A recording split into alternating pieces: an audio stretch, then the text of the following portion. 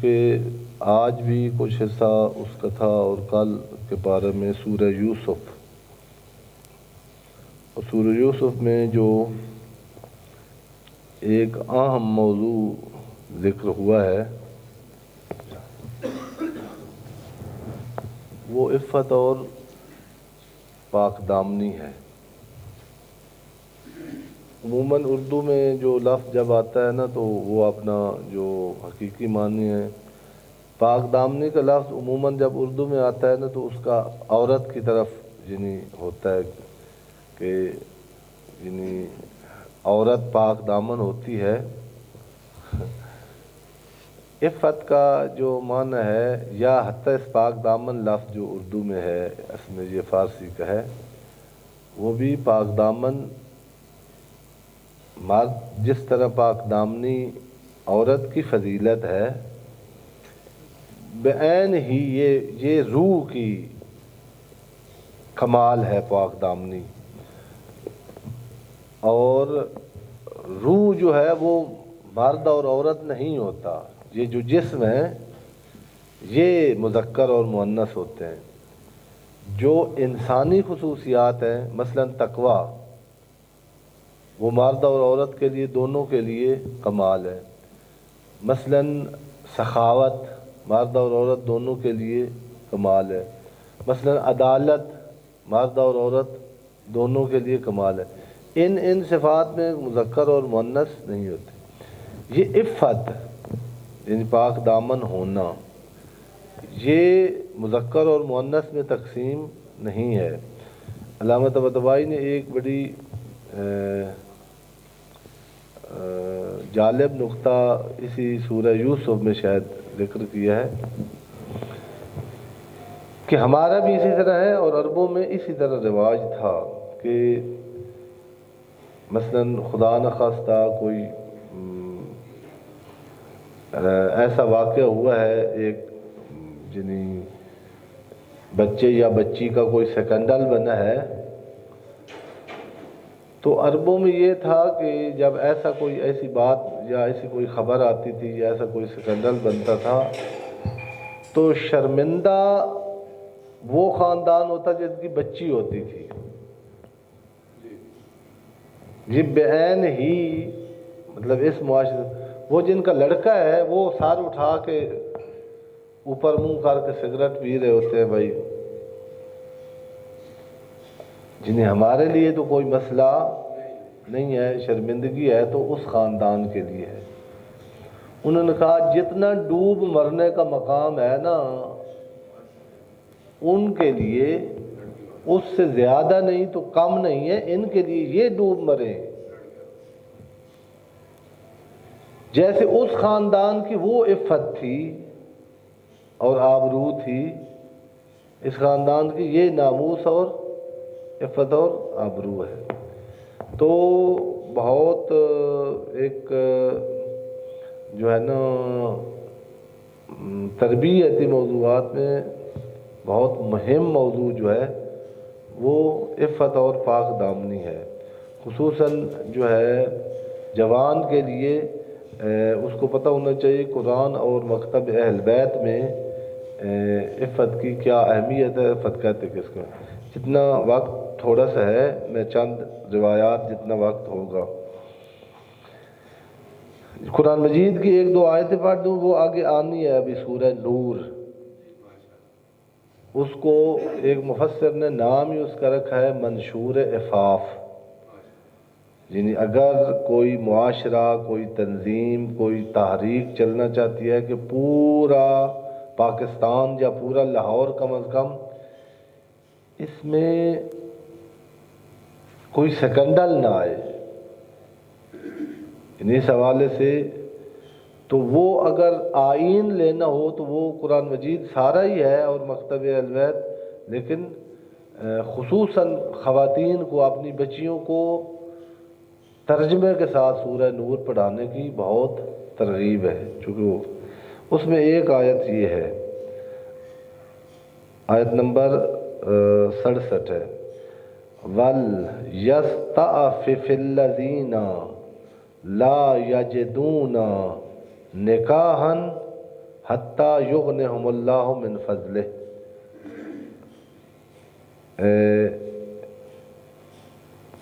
یہ آیت نمبر 33 ہے، وہ جو ہے 60 نمبر بعد میں ہے۔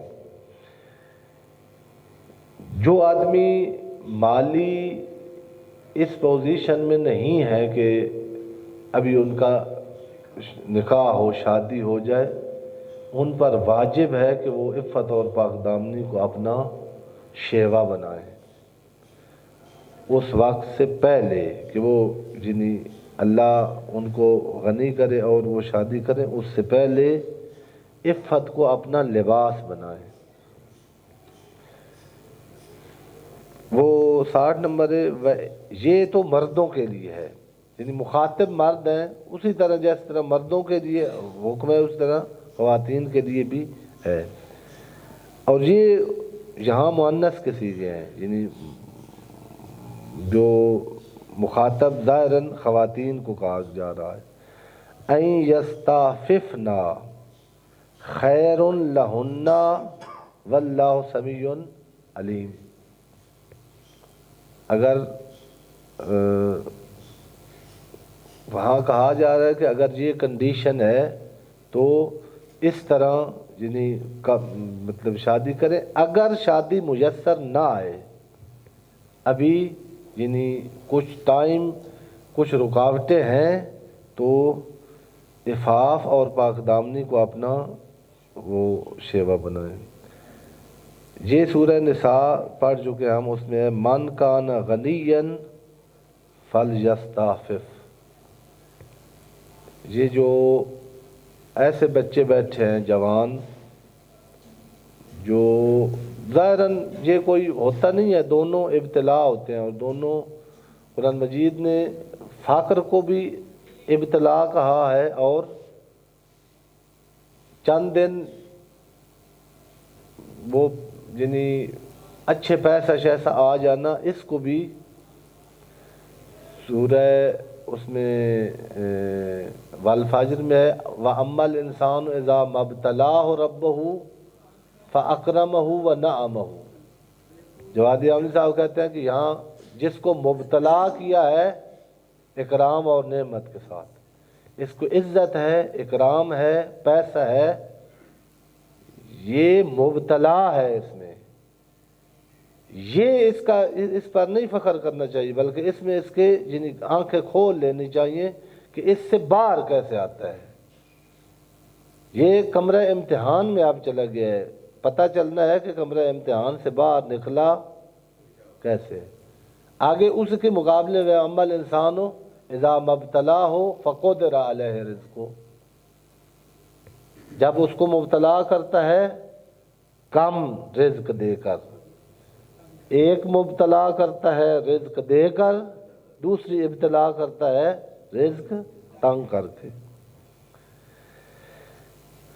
تو یہاں کہا جا رہا ہے سورہ نساء میں کہ جن کے پاس پیسہ ٹکا ہے، جن کے والدین کے پاس، جو ایسے دادے اور باپ سے جن کو وراثت میں ملا ہے کہ اگر عیاشی کرنا چاہیں تو میسر ہے، ان کو ضرور، ان کے لیے بہت ضروری ہے کہ منشور عفاف پڑھیں اور عفت اپنائیں۔ ایک دفعہ پھر صلوات پڑھ لیں محمد علیہ وسلم۔ اب وقت کم ہے، ایک جو اسلامی جو اسلامیات کے آگے سبجیکٹ ہے نا تخصصی، ان میں ایک اخلاق ہے جس میں یہ بات آتی ہے، اور اس اخلاق میں آگے اب اسپیشلائزیشن ہو گئی ہے۔ خانوادہ کا اخلاق، جوانوں کا اخلاق، ملازمت کا اخلاق، اس میں ایک یعنی یہ خانوادہ کا اخلاق جو ہے نا، اس کے متخصص ہمارے استاد تھے قوم میں، انہوں نے بڑی اچھی مثال دی تھی جو مجھے یاد رہی ہے، اور جہاں بعض جگہوں پر مجھے وہ آج کل کیا کہتے ہیں بھائی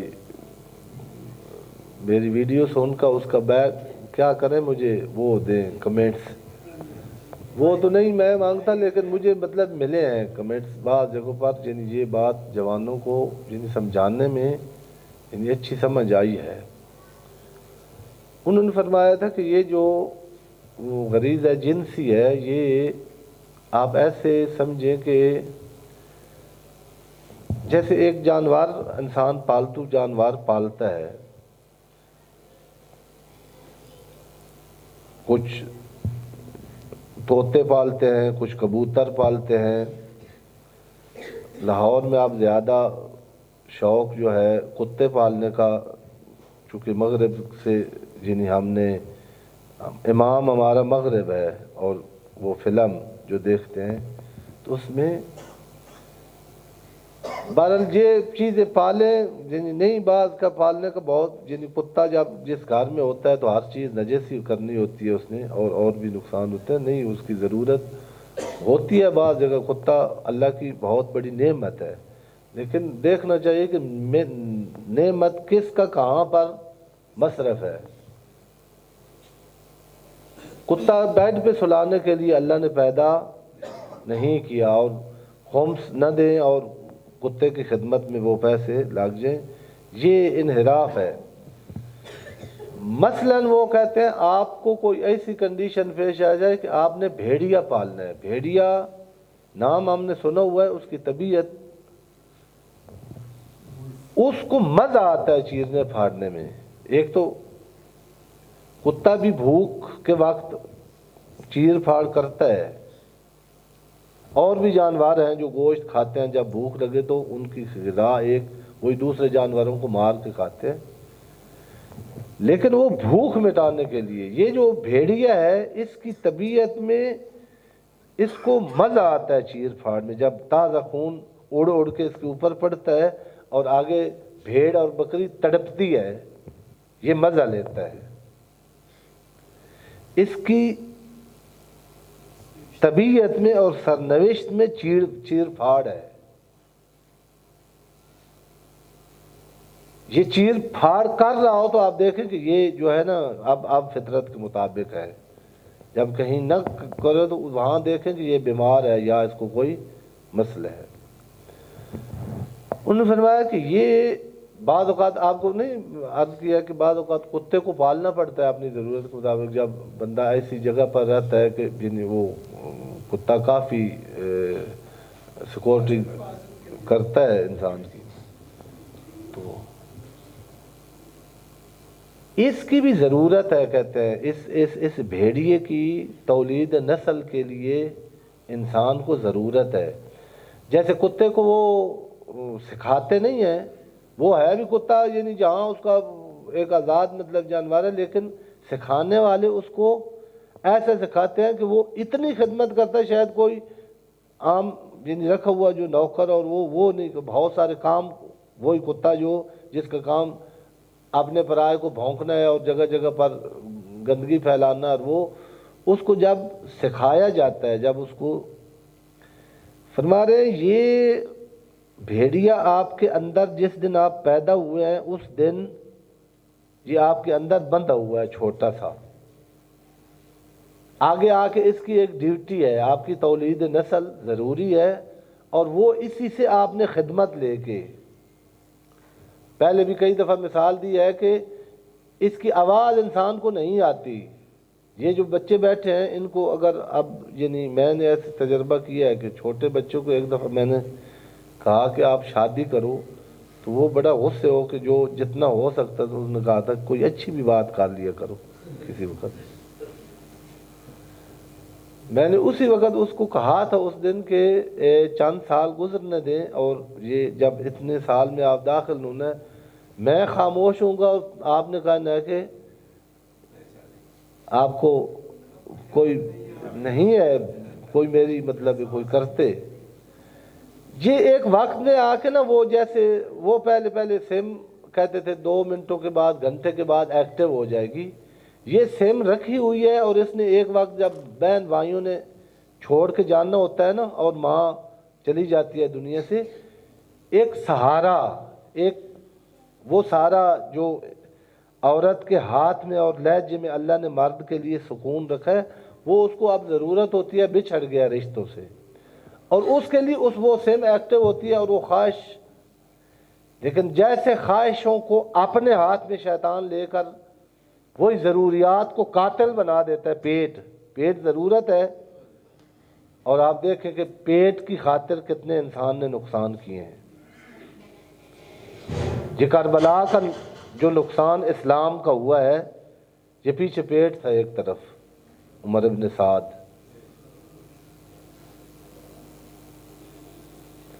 اور غریزہ کیا ہے؟ یہ جو 21 رمضان کو اور 19 رمضان کو اسلام کا نقصان ہوا ہے، اس کے پیچھے بگڑا ہوا اور منحرف غریزہ جنسی تھا.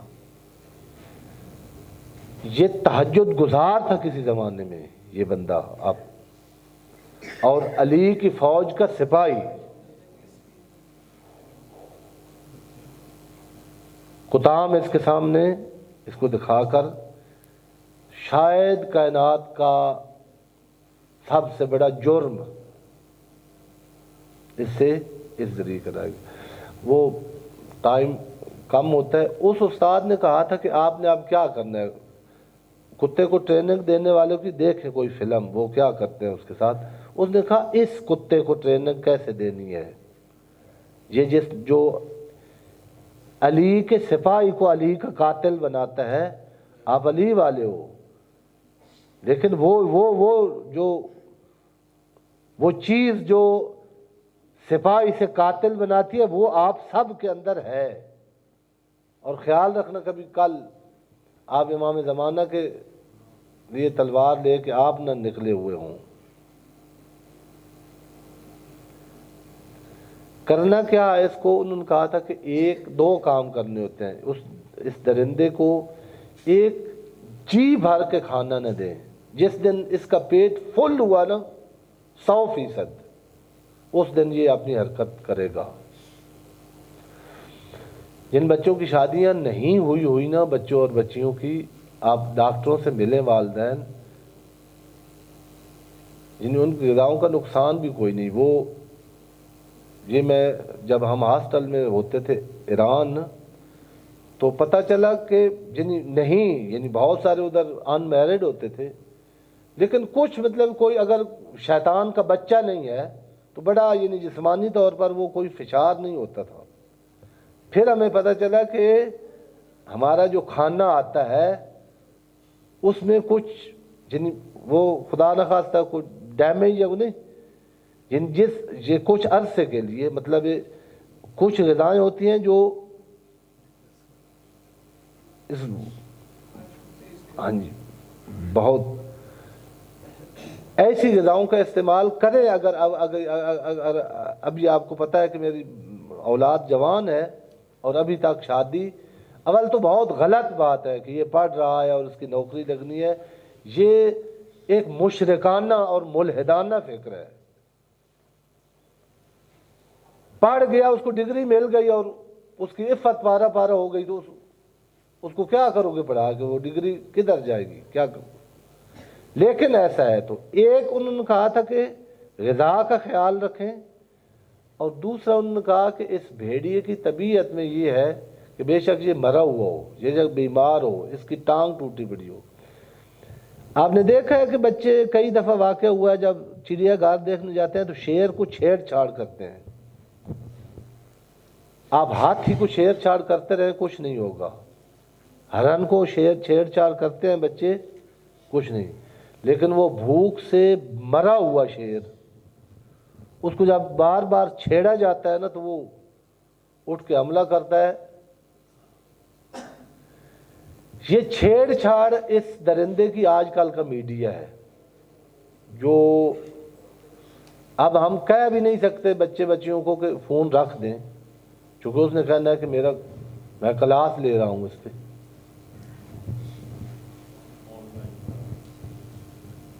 اس پہ کنٹرول کریں. یہ اگر ایک استاد کے بقول کہ آپ کہیں نا کہ میں پٹرول کا فوارہ ہے اور آگے ماچس لے کے بیٹھا اور کچھ نہیں ہوتا، یہ اگر ادھر کچھ نہیں کہہ سکتے ہیں تو اس سے زیادہ خطرناک یہ مرحلہ ہے کہ آپ جوان ہے بچہ اور اس کے ہاتھ میں آپ نے وہ دیا ہوا ہے، اگر یہ ایک دن بھڑک گیا ایک ایسے حدیث پڑھنی تھی، ایک دفعہ سلوات پڑھ لے محمد رسول